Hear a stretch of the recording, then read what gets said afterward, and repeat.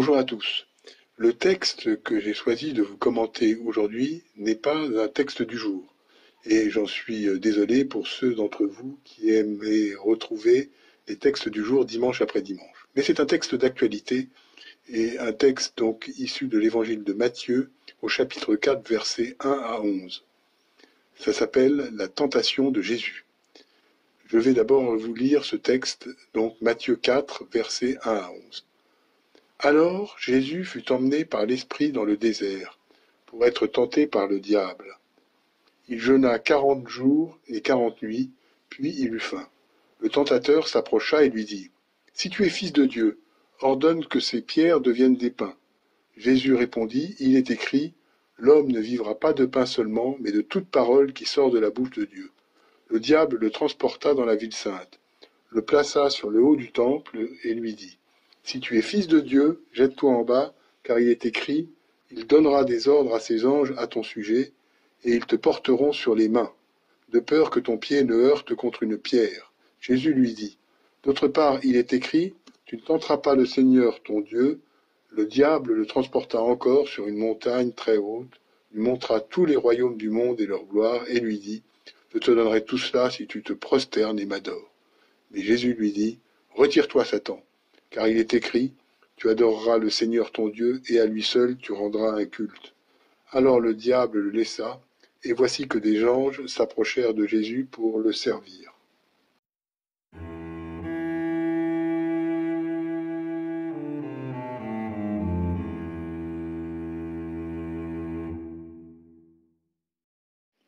Chers frères et sœurs, depuis près de 40 jours, nous vivons une période inédite et particulière. Car depuis près de 40 jours, nous vivons chez nous, confinés. Et bien souvent, j'entends dire, si Dieu existait, il nous aiderait. Il sauverait tous ceux qui meurent du coronavirus.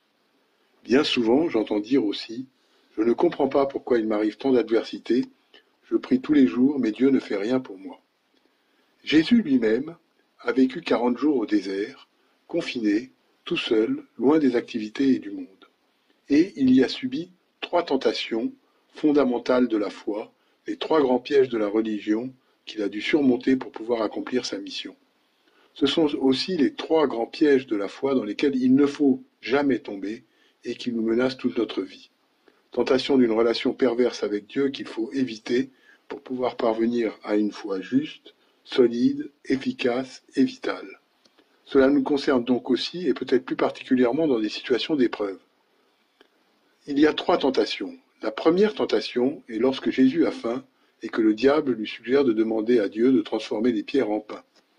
Jésus, bien sûr, refuse car c'est faire fausse route que de croire que Dieu serait là pour subvenir à nos besoins matériels et vouloir utiliser la prière pour demander des choses concrètes.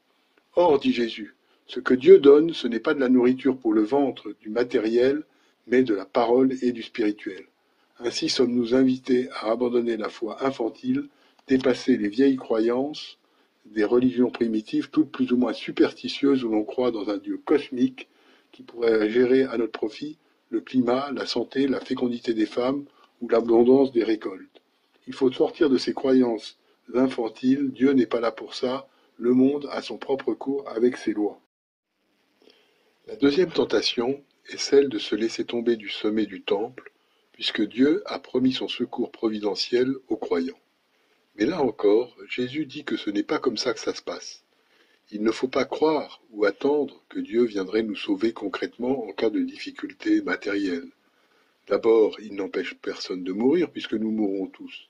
C'est dans l'ordre des choses. Et puis Dieu n'est pas là pour donner une protection matérielle particulière à un croyant qu'il ne donnerait pas aux autres. Un des fondements de l'Évangile, c'est de responsabiliser le croyant et donc de ne pas tout attendre de Dieu. C'est à l'homme de prendre en charge le cours matériel de la société et du monde. Sinon, il n'y aurait pas besoin de faire progresser la médecine, puisque Dieu guérirait qui il veut, ni de faire de l'aide sociale, puisque Dieu pourrait donner son pain à qui bon lui semble. Mais justement, nous avons nos vies en main, et nous ne pouvons pas nous défausser sur Dieu par une sorte de foi qui serait un prétexte à ne pas s'engager. Là encore, il faut dépasser la foi primitive en un Dieu miraculeux et tout-puissant qui pourrait tout bien faire pour nous en faisant fi des lois de la nature et en intervenant brutalement dans le cours du monde. Cette foi infantile, il faut la quitter d'abord parce qu'elle est démobilisante et ensuite parce qu'elle est fausse. Ceux qui croient en Dieu de cette manière sont condamnés un jour ou l'autre à être déçus. Ces deux premières tentations, finalement, semblent inciter à ne pas trop compter sur Dieu dans les difficultés. Certes, c'est une bonne manière de ne pas être déçu, mais c'est aussi risqué de mettre Dieu à l'écart de nos vies. Croire que Dieu ne peut rien faire pour nous est évidemment faux. La troisième tentation est encore plus grave et plus menaçante pour notre société. Le diable propose à Jésus de se prosterner devant lui et en échange, il lui donnera tous les pouvoirs. Voilà la troisième tentation. Finalement, ne plus compter du tout sur Dieu, puisqu'on pense qu'il ne sert à rien, penser que c'est à soi-même de résoudre tous les problèmes à n'importe quel prix, se vouer au pouvoir des humains sans Dieu, ce qui veut dire abandonner toute morale, tout idéal, pour avoir plus d'efficacité. Cette tentation est plus dangereuse encore que les autres. Les deux premières sont des péchés de naïveté, là c'est un danger mortel. Le risque est d'être prêt à perdre son âme, d'être prêt à tout pour croire qu'on pourra soi-même gérer le monde. Être prêt à se prosterner devant le diable, c'est être prêt à se servir de l'égoïsme, de la violence, du plus pur cynisme en pensant que la fin justifie les moyens. C'est croire dans la toute-puissance de l'homme qui pourrait tout résoudre s'il ne s'embarrasse pas de scrupules et qu'il peut agir parce qu'il a le pouvoir sans foi ni loi. Or, les événements actuels d'abord montrent que ce calcul est faux, parce que l'homme, même avec les pires instincts, n'est jamais tout-puissant. L'homme reste toujours peu de choses devant l'univers. On le voit actuellement. Une épidémie comme le corona met à mal nos populations. Sur un autre registre, des changements climatiques non maîtrisables peuvent survenir également. L'homme, en agissant ainsi, risque de perdre son âme et finalement que cela ne serve pas à grand-chose. La réponse du Christ est claire. Il faut se prosterner devant Dieu seul et non devant Satan, quelle que soit l'efficacité. Certes, être actif et efficace, c'est bien, nous sommes responsables de cette terre, mais pas au prix de perdre son âme. Cela est essentiel, la priorité doit toujours être Dieu, c'est-à-dire l'humanité à l'image de Dieu, l'attention à l'autre, le dévouement. Tous les soignants qui sauvent des vies et qui donnent leur vie pour cela sont ceux en qui on peut avoir la plus grande admiration. Il est un effet positif dans ces temps de crise qu'on découvre ou redécouvre la valeur de tous ces métiers qu'on pourrait qualifier, disons, d'improductifs, parce qu'ils ne participent pas à la création de richesses. Les soignants, nous l'avons dit, mais aussi les enseignants, les éboueurs, les policiers, les pompiers, tous ces gens qui ne produisent pas de richesse mais qui font un travail humain formidable. On voit là, dans ces situations extrêmes, qu'on ne peut pas vendre son âme au diable pour le rendement, pour l'efficacité, pour le pouvoir à tout prix. Il est même peut-être rassurant de voir que dans cette situation, pratiquement tous les pays du monde ont été prêts à sacrifier leurs précieuses économies pour sauver des vies. Oui, l'humain est plus précieux que tout. Alors, si on ne se tourne pas vers le cynisme pur qui est le diable, vers qui se tourner? C'est bien ça le problème de notre civilisation. Elle ne croit plus ou plus beaucoup en Dieu. Elle a cru rationnel d'écarter la religion, mais elle n'a souvent plus de Dieu, et donc plus d'espérance, plus rien pour la sauver de son angoisse. Alors elle cherchera un sauveur humain? Mais qui? Un président de la République? À un instant on peut y croire, puis on voit vite qu'il n'est pas un bon candidat au poste de demi-dieu. Un professeur de médecine qui va trouver le médicament miracle? C'est pas sûr. La science peut progresser, c'est bien. Les régimes politiques peuvent devenir plus justes, plus intelligents, et ce serait tant mieux. Mais jamais cela ne sauvera l'humanité. Cela ne donnera pas le bonheur, la paix, l'harmonie ou la plénitude de la vie. Tout cela ne peut venir que d'ailleurs. Ce qui sauve l'humanité, c'est l'humanité, la fraternité, le partage, l'entraide, le souci de l'autre, le sourire d'un enfant, l'amour d'une mère ou d'un père.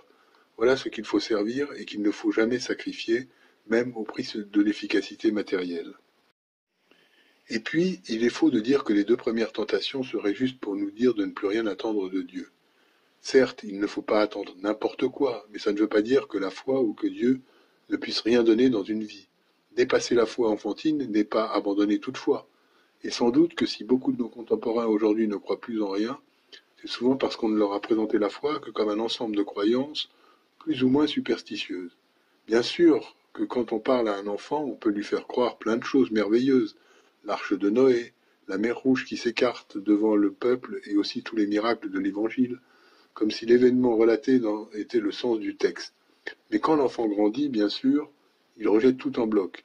Il faut prendre les enfants au sérieux et dès leur départ leur montrer comment ces textes peuvent nous parler à nous qui avons un regard scientifique et rationnel sur le monde.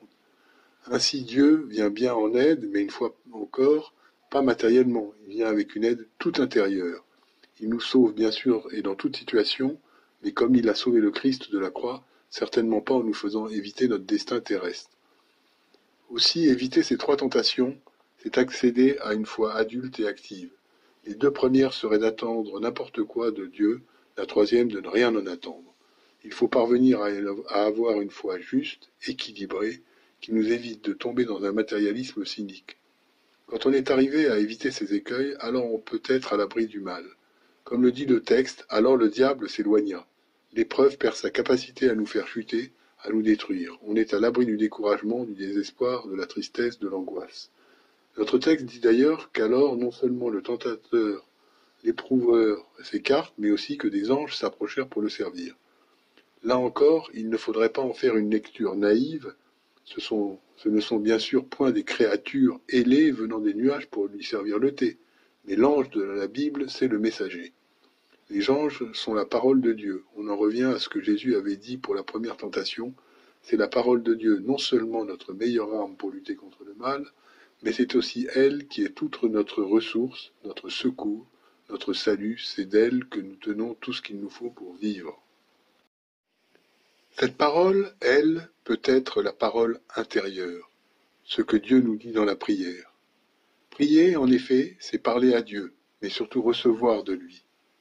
Il ne s'agit pas tant de demander que de lui dire tout ce qui nous touche.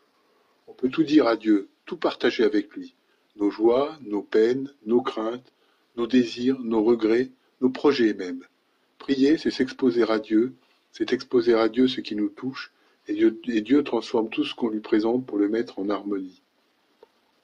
Et cette parole divine, c'est la parole objective que nous trouvons dans la Bible, dans l'Évangile bien sûr, et dans les psaumes particulièrement. Ces paroles qui sont pleines de paix, d'espérance, de joie, de confiance et d'amour. Cette parole qui nous guide, nous montre le chemin de ce que nous pouvons faire et vivre au milieu des autres. Toute cette vocation du chrétien à être dans le monde, par ses actes, donne une source de vie nouvelle, ce qui va bien au-delà des gestes barrières. Et c'est cette paix douce et profonde que nous donne alors notre Dieu qui jamais ne s'éloigne de notre route, qui jamais ne nous laisse seuls ou abandonnés. Dieu marche à nos côtés, il nous soutient quand nous faiblissons, il nous encourage quand nous vacillons, il nous fortifie quand nous doutons. Si Dieu est pour nous, qui sera contre nous? Rien, frères et sœurs, rien. Vous êtes sauvés, vous n'êtes pas seuls. Dieu vous donne la capacité d'être libre et joyeux pour l'éternité. Amen.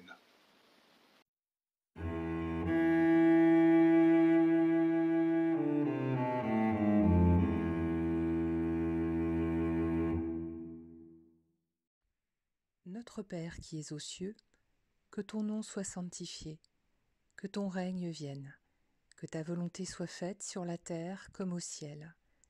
Donne-nous aujourd'hui notre pain de ce jour. Pardonne-nous nos offenses, comme nous pardonnons aussi à ceux qui nous ont offensés. Ne nous laisse pas entrer en tentation, mais délivre-nous du mal.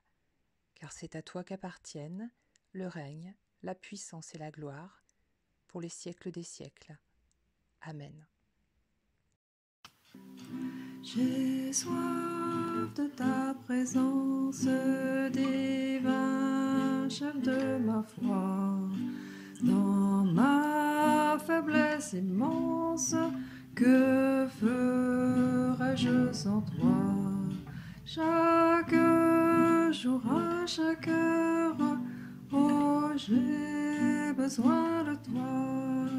Viens Jésus et demeure auprès de moi. Pendant les jours d'orage, d'obscurité, d'effroi, quand faible est mon courage, que ferais-je sans toi? Chaque jour, à chaque heure, oh, j'ai besoin de toi. Viens Jésus et demeure auprès de moi.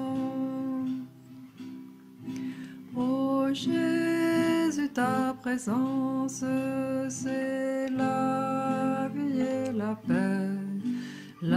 paix dans la souffrance et la vie à jamais.